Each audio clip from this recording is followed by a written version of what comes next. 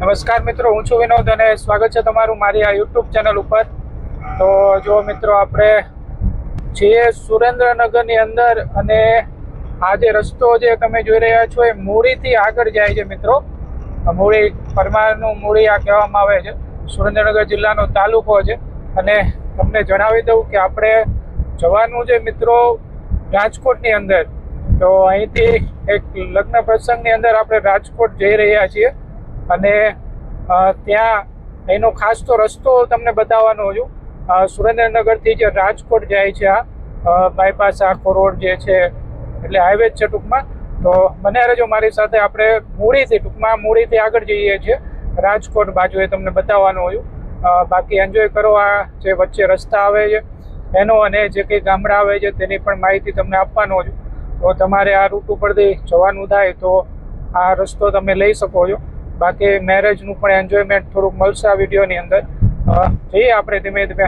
ચાલો બન્યા રહો મિત્રો વિડીયોની અંદર અને મારી સાથે મોજ કરો. જો બાકી આ રીતના રસ્તા છે અને જઈએ આપણે આગળ. ચાલો.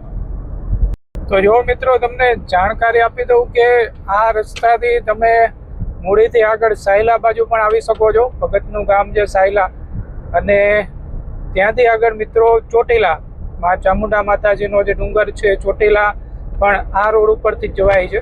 તો આ બંને આવશે અને મિત્રો એની આગળ ડોળિયા બાઉન્ડ્રી આવે છે. આ બતાવવાનું જ તમને. ચોટીલા પાછળ રહી ગયું છે કારણ કે આથી તમારે અંદર જવાનું હોય છે ચોટીલા માટે. હવે જે આવશે મિત્રો ડોળિયા બાઉન્ડ્રી આવશે અને ત્યાંથી આગળ ચોટીલા આવશે. તો બન્યારો ખાસ જઈએ આપણે એ બાજુ. અને જો બાકી આટલા રસ્તે આપણે પહોંચ્યા છીએ અને જાઓ એ બતાવું. તો જો આ ડોળિયા બાઉન્ડ્રી આવી ગઈ છે. આ જે પુલ આવે છે મિત્રો ત્યાંથી તમારે આ બાજુ આવતું રહેવાનું હોય છે. પેલો રસ્તો મૂકી દેવાનો છે અને અહીંથી એકદમ નજીક છે આપણે ચોટીલા. જો આ પુલ જે છે ત્યાંથી અહીંયા ડોળિયા જૈન તીર્થ પણ જેવું કહે છે.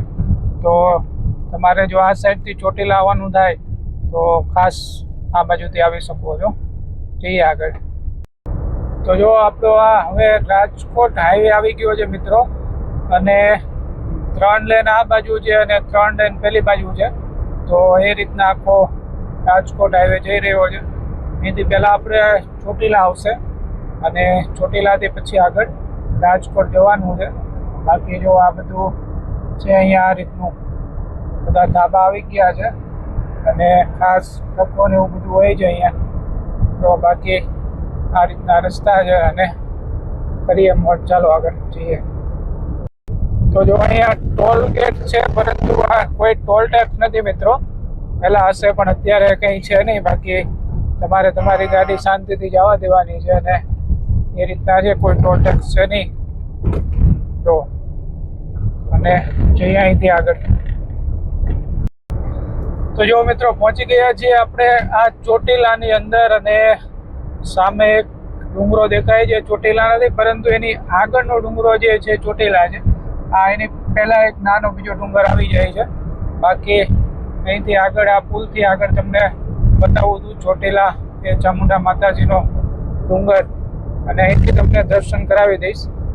તો જો આ પુલથી તમારે આગળ આવી જવાનું છે ને આગળ આવશે, ને ઝૂમ કરીને બતાવી દઈશ આગળ આવશે એટલે. તો જો મિત્રો, અહીંથી તમને દેખાય છે સામે જે તમે જોઈ રહ્યા છો એ ચોટીલાનો ડુંગર છે. સામે આ ચોટીલાનો ડુંગર છે મિત્રો. ગુજરાતનો એ આ પણ એક ડુંગર છે ચોટીલા.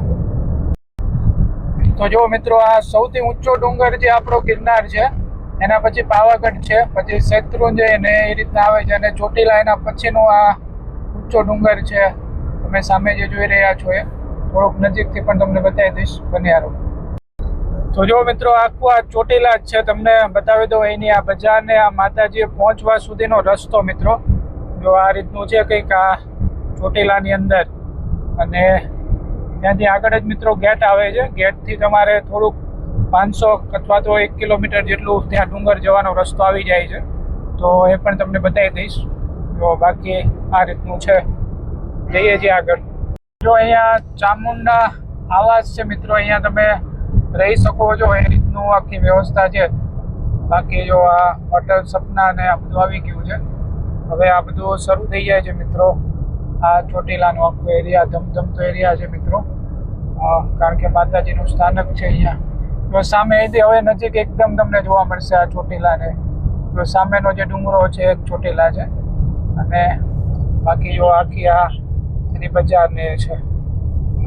જો હવે આપણે આવી ગયા છે મેન એના ગેટ બાજુની અંદર.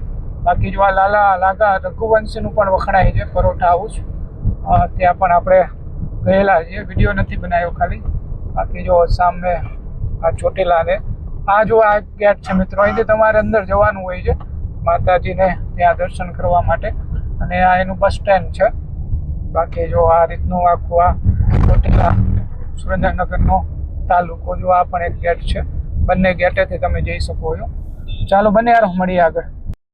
તો જો આપણે આ ચોટીલાથી આગળ નીકળી ગયા છીએ, અને જો આ રીતનો હાઈવે છે અને વચ્ચે જે ગામડા આવે છે એ પણ તમને બતાવવાનું છે. બાકી જો આ રીતના બધા રસ્તા ને બધું જઈ રહ્યું છે અહીંથી, અને આગળની ગામને બધું બતાવું. ચાલો તો જો આપણે પહોંચી ગયા છીએ હવે રાજકોટની બાજુમાં, અને આ જે છે બામણબોર વાળો રસ્તો છે, અને રાજકોટનું આંતરરાષ્ટ્રીય હવાઈ મથક પણ આ બાજુ છે.